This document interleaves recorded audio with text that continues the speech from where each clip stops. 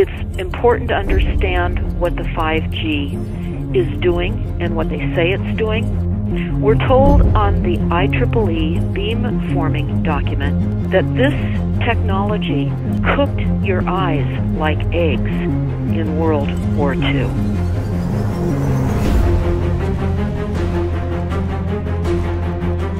And you all need to understand these are military weapons. These are assault frequencies. If you garner nothing more than that, that's what you need to know. It's microwave radiation warfare, is what this is.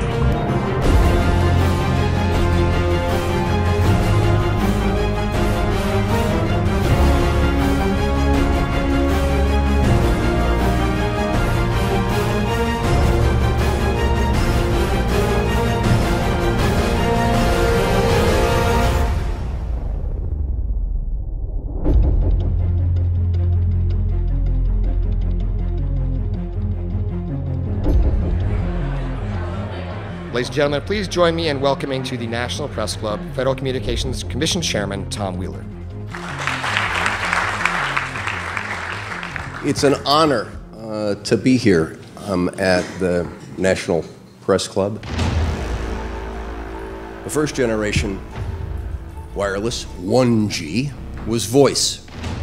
The second generation, 2G, allowed both talk and text.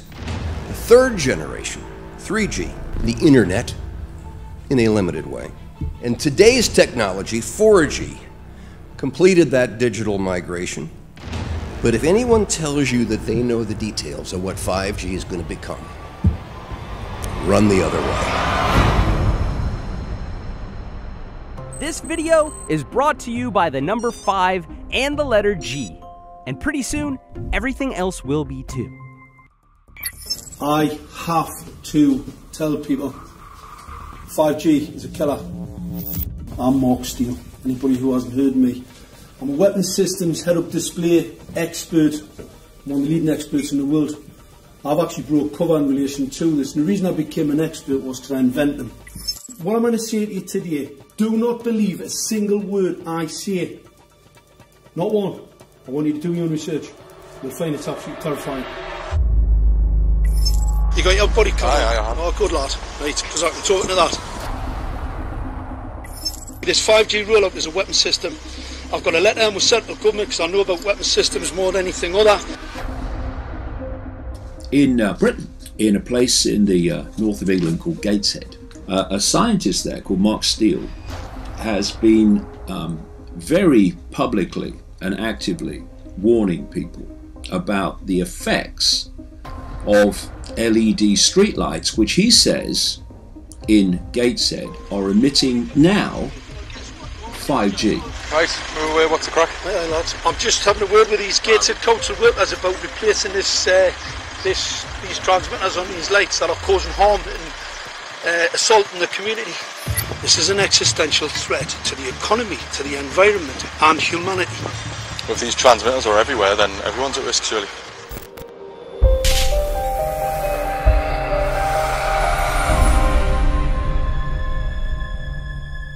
There's a lot of confusion about what 5G is.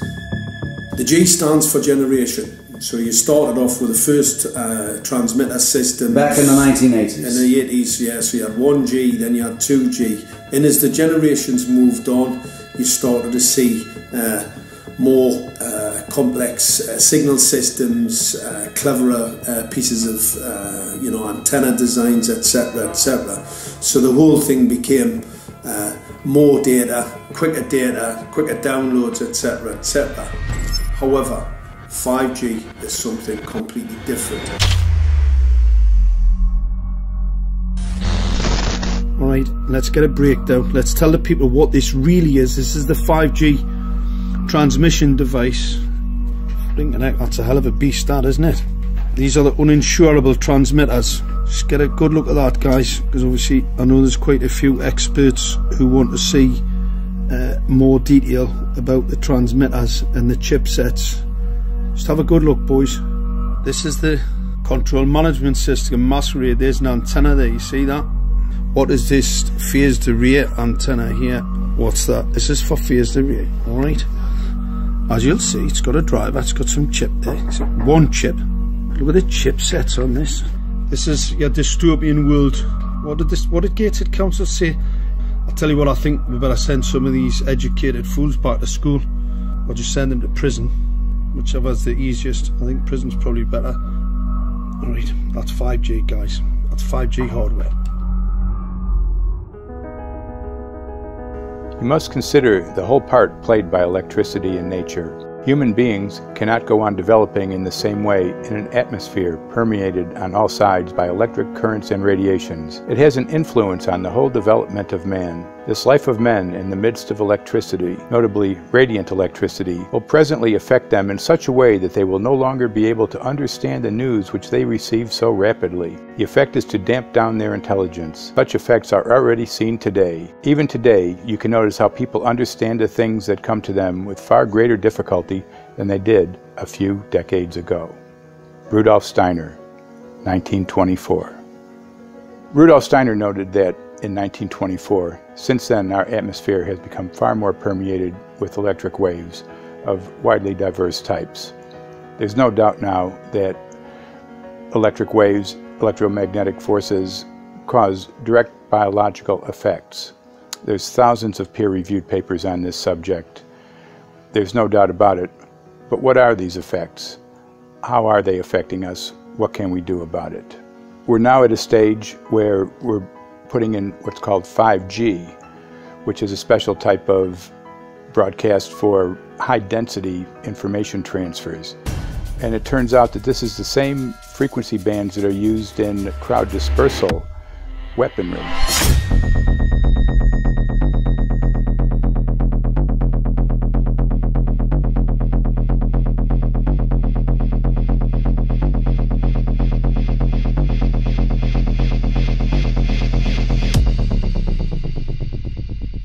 5G, first and foremost, is densification. So it's significantly more transmitters at close proximity to a human, and it is also a sophisticated, illegal, unlawful transmitter.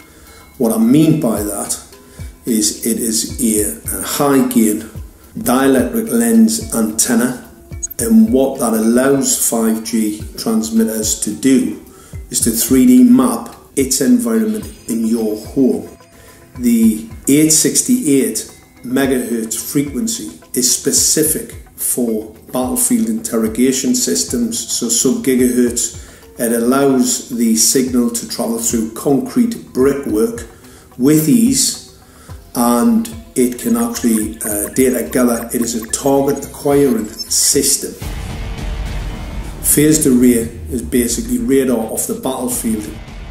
It is extremely good at identifying targets and being able to lock onto targets. And not only that, it can specifically target you as an individual. So any judge sitting on an interesting case, let's say, any lawyer, any barrister, anybody doing any work that is potentially controversial, your life could be at threat. So the antenna design that you currently have on top of these LED street lights, masquerading as a control management system, is basically battlefield interrogation equipment. The first phased array unit was actually called Mammoth, used by the Germans during the Second World War to identify Allied aircraft. Obviously things have moved on significantly since then.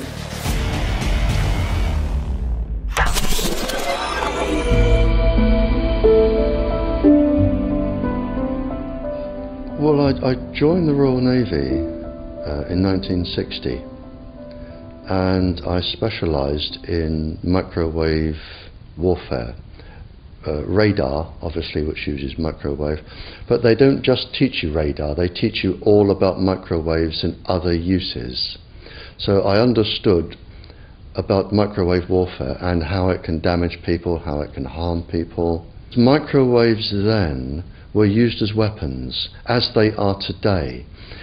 It is a perfect stealth weapon, and when governments don't like a group of people, For instance, the ladies who protest at Greenham Common in England about the American missile base they camped, they were microwaved. We microwaved Catholics in Northern Ireland to make them sick. It goes on all over the world, and it's a weapon that you don't know you're being targeted, because the dose is very, very low, which is actually more dangerous than a high dose. It's very, very low, and it may take a year or two, but you can cause neurological damage and cancers with low-level microwaves, and you can make all your opponents sick. It's a perfect weapon for a government. Our impulses are being redirected. We are living in an artificially induced state of consciousness that resembles sleep. Their intention to rule rests with the annihilation of consciousness. We have been lulled into a trance. They have made us indifferent to ourselves, to others. We are focused only on our own gain. Please understand, they are safe as long as they are not discovered. Keep us asleep, keep us selfish, keep us sedated. Almost immediately, I had neighbours knocking on the door, talking about children bleeding from the nose. I had images posted on Facebook. And one neighbour in particular came to my door and mentioned the fact that since the LED street lighting had been installed, she was bleeding from the nose every single night. I thought it was unbelievable. However, I spoke to another neighbour who lived not far from the first lady who mentioned this, and she also confirmed that since the LED street lighting had been installed, she also had started to develop nosebleeds and had never had nosebleeds before in her life. That then put me on a journey to investigate. I measured microwave radiation levels from the transmitters on top of the LED streetlights. The basic 868 megahertz, it was significantly higher than the current Council of Europe 1815 resolution, which is a maximum of 600 millivolts. I've measured up to over 3,000 millivolts. 5 to 6 times higher than the guidelines. Significantly higher than the current Council of Europe 1815 resolution, which states that 200 millivolts should be the maximum. The Bioinitiative report states that it should be significantly less than that. So we've got the Council of Europe, that's, you know, the international criminal courts are stating that, you know, the learned judges have said that 200 millivolts, and I'm measuring in bedrooms in Gateshead, minimum 600 and up to 4,000. Does this mean that in 2020, 2021, when 5G is destined to roll out globally, that you're going to get those kind of readings everywhere all the time? Everywhere all the time. Worse than that? Worse than that. Yes, 5G will connect the Internet of everything. If something can be connected, it will be connected in a 5G world. Hundreds of billions of microchips connected in products from pill bottles to plant waterers, requiring massive deployment of small cells. We won't wait for the standards. Now, to make this work, the 5G build-out is going to be very infrastructure intensive. We must reject the notion that the 5G future will be the sole provenance of urban areas. The 5G revolution will touch all corners, and that's damn important. The interconnected world of the future will be the result of decisions we must make today.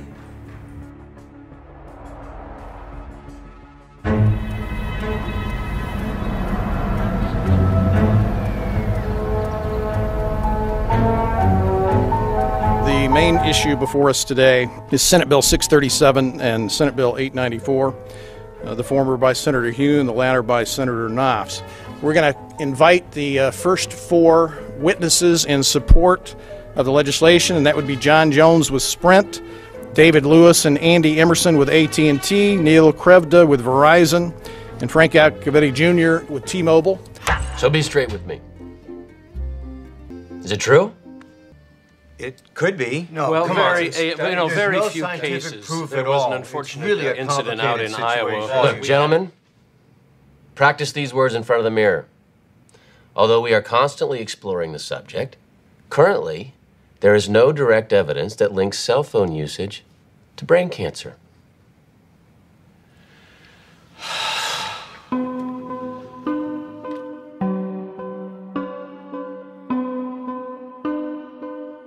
I'm Sharon Goldberg. I'm an internal medicine physician. I've practiced medicine for 21 years, and my background is mostly academic, internal medicine, hospital-based, clinical research, and medical education. I'm a certified Microsoft small business specialist. I worked on space station designing the cabling system for the airlock module, where I was responsible for EMI/EMC analysis, which is electromagnetic interference, electromagnetic compatibility. I am a professor in the Department of Epidemiology, Biostatistics, and Occupational Health, and I teach there both toxicology and health effects of electromagnetic radiation. My name is Daphne Tachover, and I'm the founder of an organization called We Are the Evidence. We are an organization that represents the many adults and unfortunately many children who have become very sick from wireless technology radiation. There seems to be a couple false Easter eggs being put out there right now. I want to make sure we dispel that right off the gate. The effects of wireless on health scientifically are very, very clear. So it's always pushed back to the definition of an acceptable level of radiation. And that's what this is, by the way. This is about radiation. Wireless radiation has biological effects, period. My name is Dr. Angie Kolbeck. I've been reviewing the studies showing the impacts of wireless radiation on our health, and there are now thousands of studies showing the following adverse health impacts to wireless radiation: cancer, oxidative damage, DNA damage, DNA failure. Things like memory, dizziness, anxiety, brain fog. Headaches, nosebleeds, cognitive problem, exhaustion. We have evidence of DNA damage, cardiomyopathy, which is the precursor of congestive heart failure. Short and long-term memory loss, decreased attention spans, lower reaction times, even involuntary contractions of muscles causing misalignments of spines and jaws. Breast cancer. We suddenly have breast cancer in women who have no DNA predisposition. Disrupted immune function and change in stress proteins, reproductive and fertility effects. There are dozens and dozens of studies that show beyond any doubt what this radiation is doing to our sperm. Now, if you take the cell phone out of your pocket, the sperm will recuperate within 3 to 4 months. What would not recuperate would be the damage to the DNA of the sperm. That is irreparable. The wife of the ex-governor of Indiana was diagnosed with glioblastoma. Same brain tumor Ted Kennedy had and John McCain had. Did you look at John McCain's car? This is a cell phone brain tumor. LeBron James, one of our sports people, had a salivary gland tumor. That is another cell phone tumor. You didn't hear about it because immediately after that was discovered, he was paid by Samsung to become their spokesperson. We are seeing increases in brain tumors. We're seeing increases in Alzheimer's. We're seeing increases in all of the neurotransmitter diseases, ALS, Lou Gehrig's disease, Parkinson's. These are all disease systems that are known to be associated with low-level energy exposures. We talk about 24/7, around-the-clock exposure, wherever you are and your whole body. You never get away from it. And it seems from our studies that maybe your immune system can cope with for a time, but it will deteriorate. Then the irradiation will definitely damage cells at the deeper level, and the question is what will then happen? These are out of peer-reviewed papers, so these are not just hypochondriacs thinking that they're doing it. We're having real problems with this. This is no longer a subject for debate when you look at PubMed and the peer-reviewed literature. These effects are seen in all life forms: plants, animals, insects, microbes. So 5G is not a conversation about whether or not these biological effects exist. They clearly do. There is scientifically evidence that is so strong that you can be certain that the standards used by the FCC to manage health effects are wrong. We need to start measuring how much radiation are people being exposed to. before we roll out 5G, there are 4 kinds of electromagnetic fields that we know are harmful to human health. So radio frequency radiation, magnetic fields, dirty electricity, and electric fields, okay?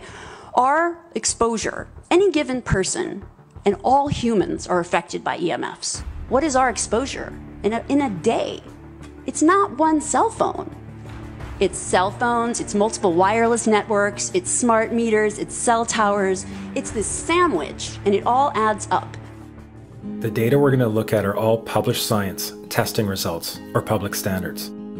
At the bottom end of the radiation scale of what's called power density, or signal strength, is the minimum level at which cell phones will work, which was found to be 0.2 billionths of a microwatt per centimeter squared.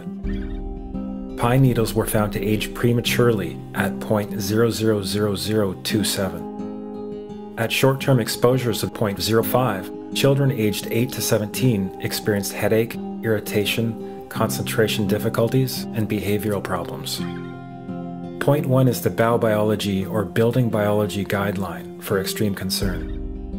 1.0 produced sperm DNA fragmentation and a decrease in sperm viability in vitro. Also at 1.0, the science shows the following bodily effects can occur: headaches, dizziness, fatigue, insomnia, chest pain, difficulty breathing, and indigestion. 2.5 saw altered calcium metabolism in heart muscle cells. 4.0, changes in the hippocampus affecting brain memory and learning. And at 6.0, DNA damage in cells. So, where are smart meters on this list? Electrical Power Institute in December 2010 measured a single Itron smart meter with pulses up to 7.93 microwatts per centimeter squared. Our own testing indicated approximately 8.0 with 1 meter. These tests are at a close distance, approximately 1 foot away from the meter, but an infant's crib could be just as close on the other side of the wall where the meter or bank of meters are installed. Even though there are all these known health effects at levels far lower, Switzerland, Liechtenstein, and Luxembourg see fit to set the standard at 9.5. And China, Poland, and Russia, 10.0. This is the same level at which behavior has been altered, producing reflexes of avoidance following 30-minute exposures. A room of 12 smart meters, very common and even a conservative number in an apartment building, tested at 19.8 microwatts per centimeter squared. This is hundreds of times higher than levels which clearly indicate harmful effects. So how can utilities and governments get away with forcing these devices on everyone? This is how. In Canada and the US and several other civilized countries, the safety limit is set at 600 to 1,000 microwatts per centimeter squared. This so-called safety limit is literally tens of thousands of times higher than levels which are known to damage health according to peer-reviewed published science.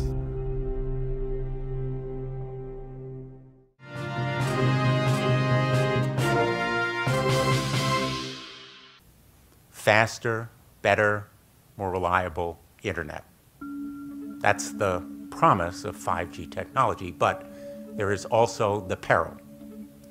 Health hazards associated with radio frequency that is higher also and requires more transmitters and antennas. And the stark, simple fact is the health hazards are unknown and unstudied. And that is a sign of neglect and disregard on the part of the Federal Communications Commission that seems unacceptable. There have been no answers so far. The FCC basically has said everything's fine, but in order to reach a conclusion about the health and safety of this new technology, we need facts. Mr. Chairman, thank you for having this hearing. 5G, as you well know, also uses higher frequency waves that don't travel as far and will rely on a network of hundreds of thousands, potentially millions of small cell sites. And the question then is, are there any health implications, any public safety implications to those additional sites that are likely to be located close to homes, schools, workplaces, and closer to the ground, correct? Correct, Senator. Yes. So my question for you, particularly Mr. Gillen and Mr. Perry, how much money has the industry committed to supporting additional independent research? I stress independent research. Is that independent research ongoing? Has any been completed? Where can consumers look for it? And we're talking about research on the biological effects of this new technology. Thank you, Senator. I think, thank you for your focus on the issue. Safety is paramount, and as you alluded to, we rely on the expert agencies, we rely on the findings of the FDA and others as to the requirements to keep all of us safe. There are no industry-backed studies, to my knowledge right now. Happy to visit with you as to what opportunities you think there needs to be more studies, and we're always for more science. We also rely on what the scientists tell us. So essentially, the answer to my question, how much money? Zero. I can certainly follow up with you, Senator. To my knowledge, there's no active studies being backed by industry today. Anybody else know of industry commitments to back research, fund it, support it, to ascertain scientifically the health effect? No, I'm not aware of any. So there really is no research ongoing. We're kind of flying blind here, so far as health and safety is concerned. Thank you, Mr. Chairman.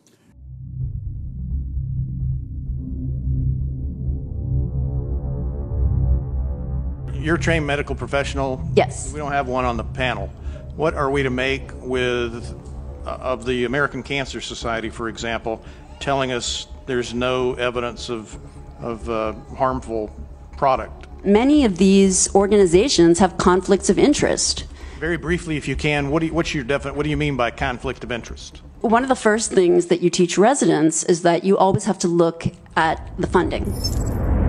There's a tremendous amount of sponsored research by people who are hired to do studies to find no effect. And that's plagued this field in a number of countries. The radio frequency radiation work that we did was supported by Motorola. The relationship was really very cordial and very stress-free, but only up until we started generating data. These folks were very, very upset and began to talk about how are they going to handle this, what sort of spin can we put on this, what can we expect from this, and from that point on the relationship changed. What we saw was that Motorola began to exert more and more control over the work, telling us what to do, telling us how to write abstracts, what to say in the abstracts, what to say in the papers, how to do the work. No, don't do this. Yes, do it this way. This was unacceptable. I had completed our study of DNA damage, and I submitted the final report to Motorola. They simply weren't willing to accept my interpretation of my study, my evaluation of my study, my knowledge of science at that point, and tried to urge me not to publish the study. Did you hear about people coming to you as far as having complaints about illness? We were made aware of health complaints following installation of smart meters, and we wanted to verify this using our field work. So I measured the field of about 30 different people while they stood 1 foot in front of the smart meter, and in every single case the human energy field was obliterated as they stood in front of the smart meter. So in our first slides, what we see is normal cells, and the structure of the cells is intact and sound. This is what we would expect from a normal sample. So after 2 minutes of exposure in front of the smart meter at about 1 foot away, we see a totally different story. Sample 1, you can see a lot of degradation in the cells. The cell walls have been broken, and you see changes in the cells which are called mycoplasma. It shows a mutation to the cell. In the second sample, we see a different type of degradation to the cell membranes. You can see a corrugation here. This is called bottle cap formation, and it's known that this occurs due to oxidation or exposure to free radicals. So this third subject, when we did her sample, she had to be pulled away from the meter after 45 seconds because she complained about an increasingly severe headache. And here you see a phenomenon called rouleau, where the red blood cells are stacking up, which makes it very difficult for the blood to deliver oxygen to the tissues as they would be their normal function. Every single one of these is a degradation. Every single one of these shows a trauma to the blood cells, and that came from something, and the only variable was the smart meter. The good news in all this is the patient and the blood can return to normal once they have been removed from the influences of these stressors.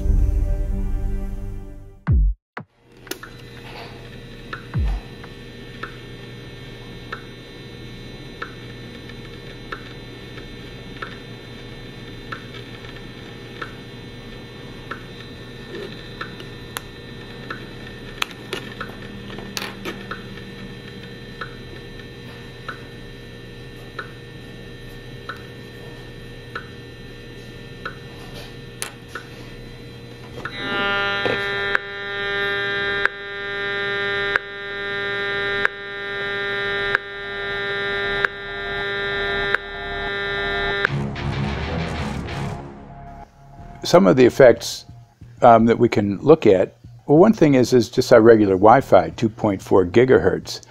That's in the same range as microwave ovens, which are also called radar ranges, because that is radar. 2.4 gigahertz is interesting. It's not the peak absorption rate in water for microwave frequencies, but it's at a point where it allows full penetration, because if it came in at the peak, it would prevent the insides from getting warm. So that's with basic Wi-Fi. Now when we look at 5G, 60 gigahertz, this is what they call active dispersal sort of weaponry, just to keep people back. It burns the skin. It doesn't penetrate, but 60 gigahertz is the frequency of oxygen molecule absorption. Since they have electrons that they share with each other, what we breathe is actually O2, pair of oxygen. So being bombarded with 60 gigahertz could very well impair our oxygen absorption rate in our body, and thereby the whole basis of our living system. Martin Pall says, putting tens of millions of 5G antennas without a single biological test of safety has to be about the stupidest idea anyone has had in the history of the world. So assessing all this, we have experts in various fields: military EMF weaponry, biological effects on humans, firefighters that are getting cognitive impairment by being there in them, countries that are banning these sort of technologies around schools because of the impairment to cognitive. Let's weigh that up in light of what Rudolf Steiner said in 1924 about just mere radio causing the impairment of cognitive functions on people, that they can receive news from around the world, but they can't understand it as well because of the effect of the electricity. We have to say, something smells sinister here. With the fifth generation, it's actually a whole new ballgame. It's not using the same technology. They're switching to military-grade millimeter wave technology. And when you look at this technology, I mean, if you go and look at DARPA reports, come and look at some of the patents that the United States military has put out on what they can do with psychological weapons, all sorts of things, crowd control, active denial, anything you can think of, this is what they can do with 5G. So any type of military application you can think of which has an electromagnetic base, they can do with 5G. And they're putting this out blanket across the population. Ladies and gentlemen, the President of the United States. Good evening, my fellow Americans. In the councils of government, we must guard against the acquisition of unwarranted influence, whether sought or unsought, by the military-industrial complex. The potential for the disastrous rise of misplaced power exists and will persist. We must never let the weight of this combination endanger our liberties or democratic processes.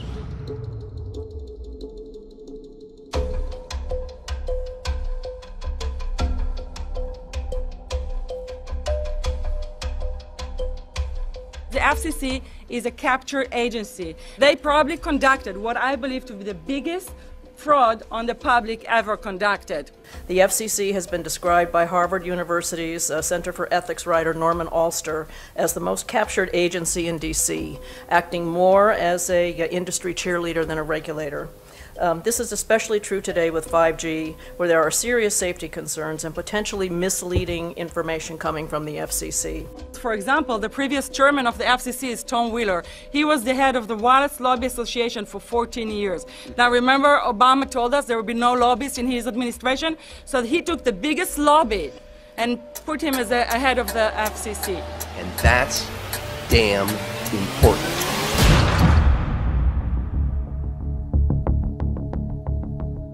In 1993, the FCC started a rulemaking to adopt the IEEE regulations on this issue.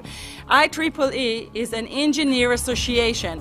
Why is it that we adopt regulation of engineers who maybe know how to measure this radiation when it's passing a wall, but not when it's passing a body? All our health agencies objected it, saying that it makes no sense to adopt engineer association, that they had not even one biomedical person on their team. They are effectively indemnified against adverse health impact lawsuits when the acceptable limits are higher than the limits actually shown to show harmful health effects. The FCC guidelines were developed for short-term exposures, 6 minutes, 30 minutes, depending on it's a phone or an outdoor exposure.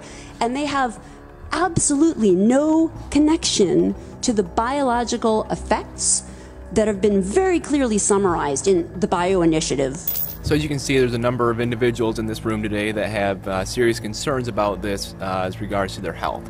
If one of your companies decides to put one of these small cells up at a pole that's within, say, 50 feet of one of their houses, what recourse do they have to say, is there a way to move it somewhere else? There's language in the bill so that the authority can require the applicant to come forth with certification of compliance with the FCC's rules related to radio frequency emission. Remember that denial of request or denial permit request that you can put in? It's going to point back to the acceptable levels as determined by the FCC. Not the EPA or not the CDC, the ones who usually take care of health concerns, but by the FCC, which is staffed by former members of the telecommunication industry. That's the fox guarding the hen house. It's a fact that most insurance companies will not indemnify against EMF effects. Telecom companies around the world are warning their investors of potential major costs due to real or alleged risks of EMF pollution from their products.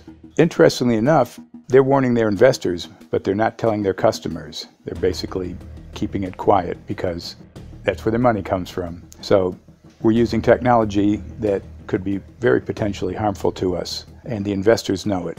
But their only worry is that they might lose money, not that our health might be affected.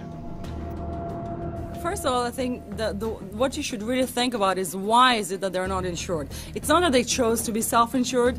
They actually rejected by the insurance company from being insured because they understand the risk. And so the insurance companies, the big insurance companies, will not insure the telecommunications? So there's insurance companies, and then there's what's called secondary insurance companies.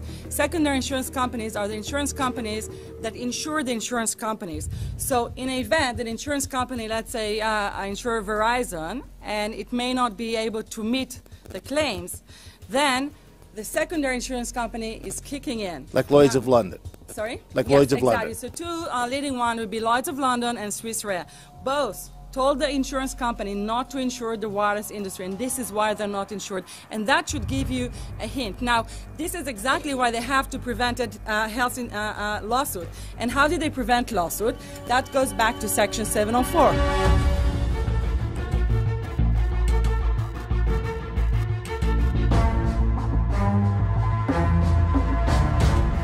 Section 704 was passed in 1996. This is how our rights in regards to health were taken away by the wireless industry. What this legislation did, it gave the power to regulate the health effects of wireless technology to the FCC. FCC is a spectrum auctioning agency. It's not a health agency. They don't even have one biomedical person on their team. And then the other thing that Section 704 did, it actually took the power from the states to regulate location of cell towers based on health. And what does it mean? It means that if they want to put a cell tower in front of your home, you cannot go to your city council and say, hey, stop, I don't want it. I just heard in a lecture that there are 10,000 studies proving that it's harmful. I don't want it. My child is sick. They will tell you, stop. You're not allowed to mention this in the city council because Section 704 says that if you will, and if the application will be rejected, the city will be sued, can be sued by the wireless industry.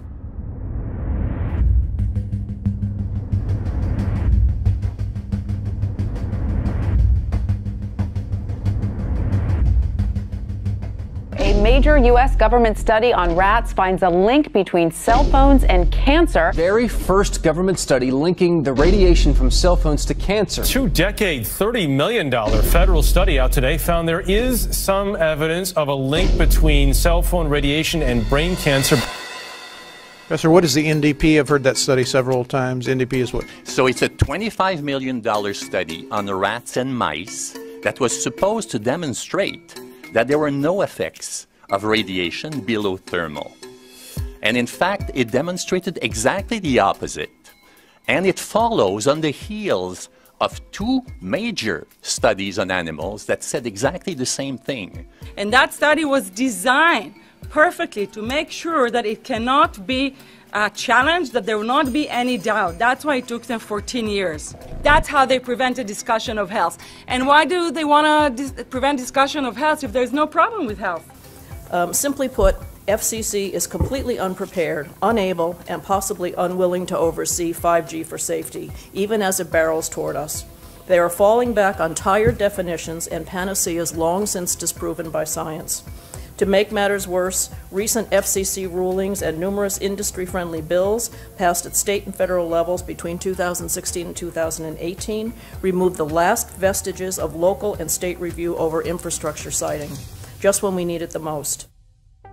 When those first studies were performed years and years ago, nobody knew about the importance of the microbiome, the role of the microbiome and the immune system, and even less the role of the microbiota inside our brains, that is, the microbes that are normally resident inside our brains, whose influence on brain function is nothing but immense. And you may think, well, who cares about the microbes?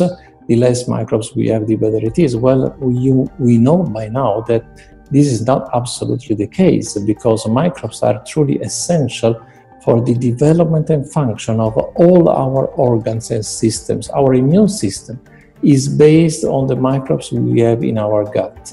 And our brain also has microbes that influence its function. In tests, it's been found things like mold. If you grow mold inside a Faraday cage, it'll grow one way, and then even if the electromagnetic fields are around, take the Faraday cage away and some sort of 600 biotoxins are developed within the mold because of the effects of the EMFs upon it. Electromagnetic fields, even of weak quality, have an effect upon our microbiome, which is really essential to our whole being. This is going to eviscerate microbial DNA inside human beings, which is our effective operating system, number one. So it may not impact human DNA in laboratory experiments right now, and they're saying it doesn't impact human DNA. But given that human DNA is less than 1% of the cellular DNA in the human body, the rest of the cellular DNA is microbial, and we know that this will eviscerate microbial DNA. So we're talking about a takedown of the operating system of human beings. Exactly. I couldn't have put it better myself.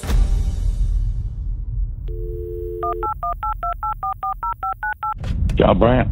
Good morning, Mr. Brandt. Wow, this is Amanda from Virginia. Hi, how are you? Hi, I've been trying to get a hold of you for months now. You guys are covering up chemtrails. No, we are not covering it. We have no reason to cover up chemtrails. Of course, you have every reason to cover it up. Every reason. It's called What losing your reasons job. would that be? Oh, well, you personally, you would lose your job if you were to reveal anything to me, and it's probably unsafe for you to even be speaking about this, considering the types of individuals you work for. It's not unsafe. It is unsafe. There's no problem with us talking on, you're a citizen, you're making a complaint. Oh, Lord, have mercy on myself. It's a complaint in an area that we don't have authority to regulate.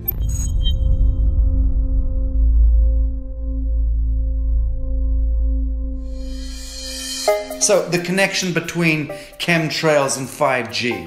It's all interconnected. The metallized particulates, that would allow the 5G phased array, so basically the radar, that would allow it to be able to identify you, so it can watch you, it can identify you in your own home 24 hours a day, 7 days a week. For the last X amount of years, we've been through chemtrailing, and that is now the cat is out of the box. We've had these nanoparticulates raining down on humanity for years now, impregnating our bodies, by best accounts staying inside our bodies. Those nanoparticulates, what you're saying, are building up a kind of a phosphorescence glow capability so that we can be flagged up in our homes, behind concrete and steel, inside bunkers, in the basement, doesn't matter where you are. The 5G will be able to now triangulate, map and read you, because you as a living being are impregnated with these nanoparticulates, which are acting as a kind of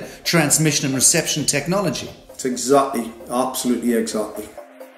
You have to consider that DNA also works as a fractal antenna, which is able to send and receive and also to process signals under the form of radio frequencies. Well, then there is no doubt that artificial radio frequencies, such as those of cell towers, and in particular these new types of towers that have a much higher density of signals, they may somehow interfere with the ability of DNA to retain and transmit biological signals. So this is one level of danger that very few biologists are aware of. How much effort was put forward to address this, what most of these people are, or many of these people are here for, which are the health concerns? Was there any dialogue back and forth? Was there any working, was there many studies evaluated to look at regarding this area?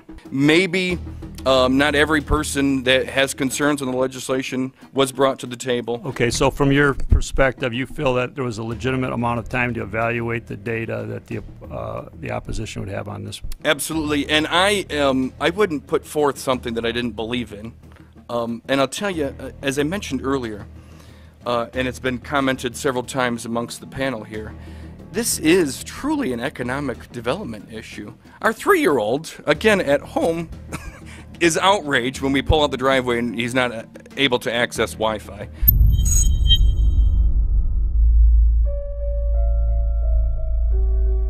I think anyone who puts Wi-Fi into a school should be locked up for the rest of their life. I really do. I think they're not fit to walk on the surface of this planet because they haven't looked at the research, and whatever incentive they have, it is not worth the genetic problems that parents are going to face with their children when they're born. France has banned Wi-Fi in nursery schools and put warnings out for regular schools because they're finding there's impaired learning capacity in children when they're around Wi-Fi. And they have to put up warning signs where they put Wi-Fi transmitters. When I got sick and I learned that they're putting Wi-Fi in the schools in Israel, I was very sick at the time, but I could not tolerate the thought that children in the schools will become as sick as I have. And after a few months of correspondence, I submitted a Supreme Court case in Israel to ban the use of Wi-Fi in the schools and replace them with wired network. The 4 top diseases that kill our children, our young adults right now, are brain tumors, thyroid cancer, testis cancer, rectal cancer, everywhere we put our cell phones. And a lot of our children are sick and they're being misdiagnosed and mistreated because the wireless industry has put billions and billions of dollars in the past 30 years to mislead the public as to the health effects and keep the public uninformed. We are performing an experiment on children. We are exposing children to microwave radiation for 6 hours during every school day. We have had absolutely no studies looking at the long-term effects of this radiation on young people or even on adults. A considerable amount of research shows that developing brains and bodies of children are much more affected than adults. And there are clear indications of a link between increased electromagnetic fields and autism spectrum disorders. We took 10 autistic children and went back to the sleeping location where the mother was when she was pregnant with that child and compared it with the sleeping location of a mother that gave birth to healthy children. We had 10 mothers in that group, 10 mothers in this group, and in the group of the autistic children, we found that the measurements that we got for the microwave exposure was elevated compared to the group of children that were normal. The fetus is affected. The exposure to man-made electromagnetic fields has become the first factor that could be isolated ever in autism that could predict autism. The fifth generation of wireless technology, or 5G as it's being rolled out worldwide without safety testing. Let me say that again, without safety testing. And how we've got scientists and doctors and environmental organizers saying, stop this. Because in terms of the effects of wireless radiation, the science is in.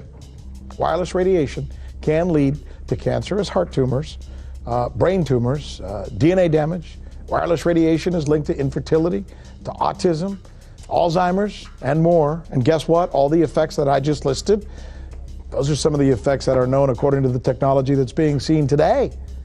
First of all, you have to know that we know that the other EMFs that we're exposed to are already known to be health risks. And basically that 5G, because of the frequency that's going to be used and because of the extraordinarily high pulsation levels that will be used, is a much bigger threat to our health than the things that we already have, which are very substantial threats to our health. We're not just talking about the intensity. We're talking about the frequency and the very high level of pulsations. There's a huge literature which shows that pulsed EMFs, EMFs that pulse up and down very rapidly, are in most cases much more biologically active than our non-pulsed EMFs. Every single wireless communication device communicates via pulsations, but the industry completely ignores this issue. The problem with 5G is that they're planning to put out tens of millions of these antennae all over the place without doing one single biological safety test. Are you implying possibly that we, the consumers, are the guinea pigs since they haven't really done tests to see the effects in a smaller setting? I mean, that's not an implication, it's a statement. We are, yes. Cancer is not the main concern that I have. I'm really concerned about sperm count and about effects on pregnancy. How many of you know that 1 in 6 American couples is unable to have a child when they want to? How many of you know that last year the birth rate in this country dropped the most that it ever has in recent history, 3% in a single year? People look at the sperm, and people use cell phones, and the sperm, usually sperm swim, and they swim straight. But if you expose them to radio frequency, mobile phone waves, they swim in a circle. Studies have been done here in Australia, taking sperm from healthy men. And one test tube gets exposed to cell phone radiation, and one test tube is not exposed to mobile phone radiation. And then the results are evaluated. And this is a measure of vitality. We measure how well the sperm swim. This is a measure of motility. This is a measure of mitochondrial DNA damage. They have 3 times as much damage on their DNA if they have been exposed to mobile phone radiation. The data on that are rock solid. Cell phones can damage sperm quantity and quality. Your embryo, your uterus in the fetus, where your child is developing for the first 100 days, in the ovaries, the eggs do not have that protection. So they are at maximum risk from radiation. And for the first month or so, you wouldn't even know you were pregnant. You wouldn't even be taking precautions. That is the main danger area. So you give birth to a daughter, but her ovaries are now contaminated. She may be normal, she may be genetically damaged, but her ovaries are at the most risk. So when your daughter grows up and she becomes pregnant and has a baby, this is where one of these eggs will be fertilized and come out. So the real damage here is your grandchildren. That is where it is going to show most. Do you think that there is a chance that within the third generation of females, they may be irreversibly sterile? Not in the third generation, but in the fifth generation, and that would for humans be something in the order of 150 years ahead of us. And of course, then it's too late to say that you are sorry, and it's very too late to say stop. There is a wealth of papers. I mean, we're talking about thousands of published papers in the scientific literature, few of which, or sometimes none of which, have entered the official documentations from authorities and likewise. So I think it's really time to have an independent compilation of data. Such was done at August 31st, 2007 in the form of the Bioinitiative report, of which I was one of the authors. And then we put together approximately 2,000 scientific references on a little bit more than 600 pages, clearly saying that if you, for instance, if you are a rat or a mouse or a cell or a molecule, you should definitely not allow yourself to be exposed to this. And in the meantime, we have this full-scale experiment using our own kids. One interesting case, John Patterson. He was a telecommunications engineer in Sydney, Australia. Very brilliant man. For 20 years, John tested Telstra digital systems. Over the time, he realised the dangers of electromagnetic radiation. It disrupts the bioelectric system of your body, which is really your brain, your nervous system, how your muscles talk. And he tried warning of these effects through different agencies, through his company. Got all the test gear out and measured it and drew up a report, and I was immediately removed from service. Finally, in 2007, he took matters into his own hand. He commandeered a used British Army tank and went and destroyed 6 cell phone towers in Sydney, Australia, because he wanted to stop this. He was trying to make a point. The message was that how dangerous it was. You know, these people were elected by us to manage our infrastructure in a responsible manner. That is the sole purpose of government if it's going to exist at all. And if it doesn't do that, then it has no right. It is invalid. So we need to pull this infrastructure down. We really do. But in order to do that, I mean, we can't just be some violent domestic terrorist. You've got to bring this awareness to the people that these towers are doing them damage. You don't need bandwidth that fast. And they're not doing it so you can download movies quickly. They're doing it so they can track every single thing you do and bring in this social crediting system to control even everything you think. There's a story about a lady called Claire Edwards. She was a United Nations staff member, and she was warning of the potentially catastrophic dangers of 5G technology. I took the issue to the UN Secretary General, Antonio Guterres. He is a physicist and electrical engineer, and lectured on telecommunication signals early in his career, yet asserted to me that he knew nothing about the dangers of 5G. Current public exposure levels are at least 1 quintillion, that's 18 zeros, 1 quintillion times above natural background radiation, according to Professor Olle Johansson of the Karolinska Institute in Sweden. The highly dangerous biological effects of EMFs have been documented by thousands of studies since 1932, indicating that we may be facing a global health catastrophe orders of magnitude worse than those caused by tobacco and cigarettes. 5G is designed to deliver concentrated and focused electromagnetic radiation in excess of 100 times current levels in the same way as do directed energy weapons. There is currently an international appeal signed by 237 EMF scientists from 41 nations urging the UN and particularly the WHO to exert strong leadership in fostering the development of more protective EMF guidelines, encouraging precautionary measures and educating the public about the considerable health risks, particularly the risks to children and fetal development. Sorry, because we are talking with someone that is a little bit ignorant on these things. We're talking to the Wi-Fi systems. I become worried because I put those devices in my house. I will have to, I confess my ignorance on this. We will have to, but I'm going to raise this with WHO, which I think is the organization that might be able to deal with it properly, because I must confess I was not aware of that danger.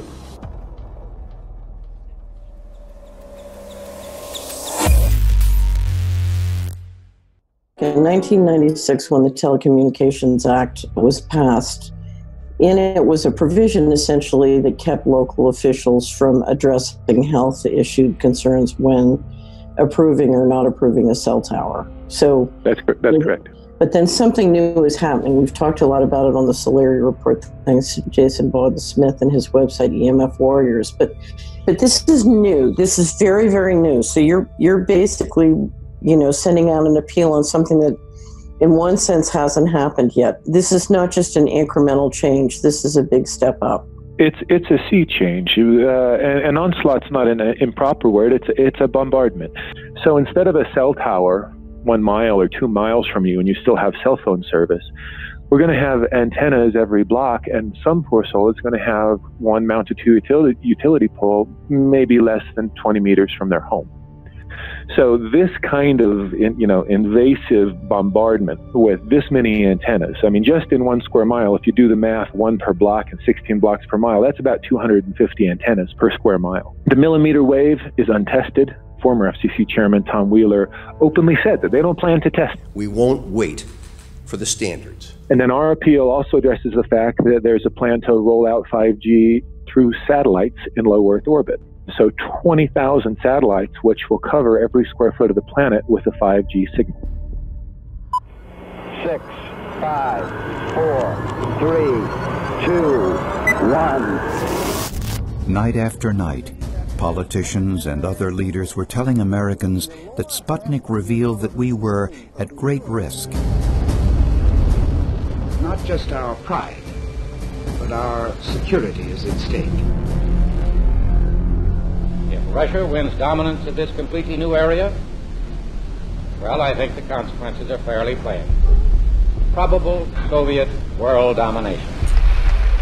We choose to go to the moon in this decade and do the other things, not because they are easy, but because they are hard. Because that challenge is one that we're willing to accept, one we are unwilling to postpone, and one we intend to win. Welcome, everybody, to the White House. This is White House 5G Summit. My name is Justin Clark. I'm the Director of Public Liaison, and we are thrilled to have you here today. Really happy to be joined by a lot of leaders in industry, members of Congress and the Senate, White House leaders on this, and people from the FCC. Before we start, one, we are government, so don't assume we know anything, okay? I do agree, I don't know anything. I have become accustomed to giving speeches in my new position on subjects about which I frankly know very little, and we need more cell towers and connections in Connecticut, my home state. It's ridiculous. The U.S. is in the lead thanks to our private sector as well as the work of the FCC and this administration overall. But China and South Korea and many other countries are eager to claim this mantle. We have every intention to deploy 5G first and reap the benefits of faster and more robust wireless. Yes, I hope we beat China, of course. And get to gigabit speeds and low latency, and the race has begun. Let there be no mistake.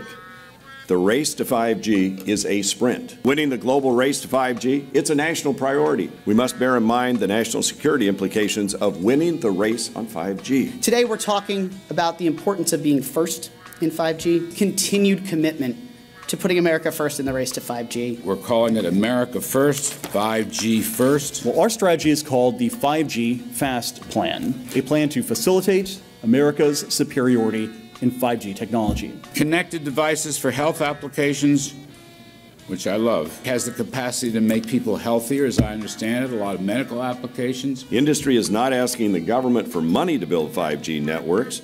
They're asking us to cut the red tape that surrounds infrastructure deployment. We cannot let today's red tape strangle the 5G future. The red tape slows and sometimes stops the building of densified network facilities necessary for 5G. As we continue our efforts to keep government out of the way so that America can continue its leadership for America to win the race to 5G.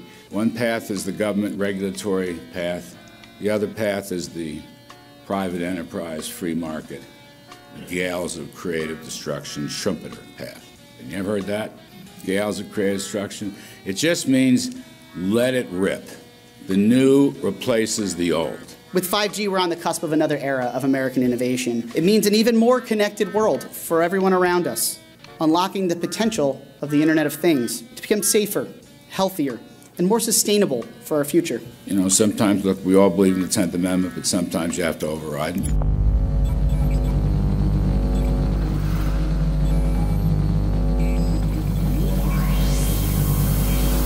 By the way, the 1996 bill permits that kind of override.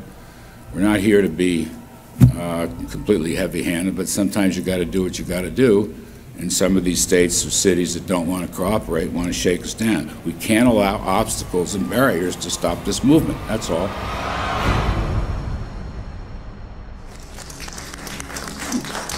And this happened in Canada. I mean, there were some activists I was working with up there that said, well, you know, we won a victory. We got the Public Utilities Commission to allow us to opt out. And I said, boy, that's divide and conquer. They just got rid of the people that were raising hell. So, you know, that's not the answer. We need to opt out everybody. An opt-out is an agreement to pay to not be harmed. An opt-out is volunteering into extortion. An opt-out says that if I don't pay you, you have the right to harm me. So that doesn't work. This is a mandate. This is being pushed down your throat by a company that is not responsive, by a government that is not responsible, and it's being done in a collusion that's designed to undermine the individual rights of individual people in communities across the country and around the world. The Minister for the Environment has a duty. His duty is primarily to ensure that there is cleaner, better, healthier environment for people in this country. It's a simple duty. He also has a responsibility in regard to science and innovation to make sure that that happens. What seems to be happening here, in fact one could say undoubtedly happening here, is he's using science and innovation to ensure that our right to life is threatened. There have been no public debates. There is no public discourse. There are no public disclosures as to why, when, how, what is going on in regard to 5G. That by itself is a breach of ministerial responsibility, and one which we really should look at in terms of a private prosecution against the ministers who have failed to protect our right to life. Okay, smart technology, smart meters, smart cars, not that smart, huh? What does smart mean? Anything that has smart attached to it, secret militarised armaments in residential technology. That's where smart came from. And smart, every bit of technology that you see today has all been developed for either some type of battlefield, some type of intelligence gathering system, and obviously these developments have to be commercialised, and people have actually took them into their homes. The definition of a smart grid is a wireless system that will fundamentally turn every single appliance in your home into the equivalent of a transmitting cell phone. That's every computer, every television, every furnace, every air conditioner, every coffee machine, every printer, every single appliance that you have in your house will eventually, in a smart grid, have an antenna that's embedded into it that will transmit your usage data to a smart meter on the outside of your home that will then transmit your usage data to another tower receiving that usage signal that will then go to the utility company for supposedly billing purposes. Not all signals will just be about your individual use. There will be aggregate meters that will bounce signal from house to house to house within a neighborhood that will then accumulate all of the usage data that will transmit that to the utility company. Now, what that will do is that the end metering system that is transmitting all of that data will be firing an RF signal at many, many times a second, which will increase the average homeowner's radio frequency radiation exposure exponentially. This picture shows some aphids on the leaf of an orange tree shortly after radar equipment was installed at a nearby airport a number of years ago. I noticed that every few seconds, all the aphids would tense up in unison and do sort of a little dance, as you see in the picture. Upon further investigation, I found that the interval of time between the activity of each dance coincided exactly with the rotation of the radar rotor device at the airport, which was a distance of approximately 14 miles. The antenna arrays create this steerable beam, which helps concentrate the energy. The beams get pointed at the user. What's a MIMO tank? Massive in, massive out. British government have got a plan to roll 400,000 out. This is so that you've got 5G in every nook and cranny, every part of the countryside, so that you can have autonomous tractors, believe it or not. However, those transmitters, these are radar. It is phased array radar. Though that radar signal sweeping the countryside will kill every pollinator, every biological structure, it will sterilise livestock, it will kill the ground, so consequently land won't have a value, obviously farmers will die, the community will be under attack. The community will be under attack. If we can't produce food, if we kill all the pollinators, we're in serious trouble. The takeaway is that 5G, the $1 trillion rollout of 5G by our friendly local government, is definitely a weapon system masquerading as a modern efficiency technology. It most certainly is, and what I put it down to, it's economic terrorism. There is no value, nil, in killing off your population, in destroying your ability to grow food, to kill all your pollinators. They may have a nice financial number on a piece of paper, but in reality, dementia, diabetes, all the things that are currently crippling the NHS, a burden on the country, illness, mental health issues, the focus of that cause can be identified and has been identified in the science. The science is proven. The epidemiological data that we're seeing on the street is now substantiating that science. The DNA inside you, the mitochondrial DNA, you can trace unchanged to your mother, her mother, her mother, right the way back to the beginning of the human race in Africa, the Stone Age. It is unchanged, the mitochondria, and that is being unchanged in your children, which means if you damage it, your child could be genetically damaged, then her child, and her child, and her child, forever. You are condemning the future generations of every single child. There is, however, a light at the end of the tunnel, or there is some ray of hope. Thanks to the principles of biological quantum entanglement that we have learned how to exploit in the field of biology and medicine, now we can transfer the information from the microbial DNA to the human DNA. And in so doing, we can train, so to speak, the microbes to withstand whatever extreme condition they are exposed to, including this new technology. And then we can train them to transfer this resilience of theirs to our DNA. So let's say that there are good reasons to be worried about the introduction of these new technologies, but fortunately, since the knowledge in the field of quantum biology, in the field of microbiome medicine is advancing as fast as potentially harmful technology, then we can exploit this knowledge to protect ourselves from any real potential or perceived danger from these new technologies. I've met with molecular and cellular biologists, with blood microscopists, with weapons development experts, frontline activists and researchers, and all the stories I'm hearing from these experts and pundits leads to the same thing. 5G is almost certainly the end game. It is an extinction event brought into our homes, into our classrooms, onto the high street, into the very cells and DNA in our human bodies.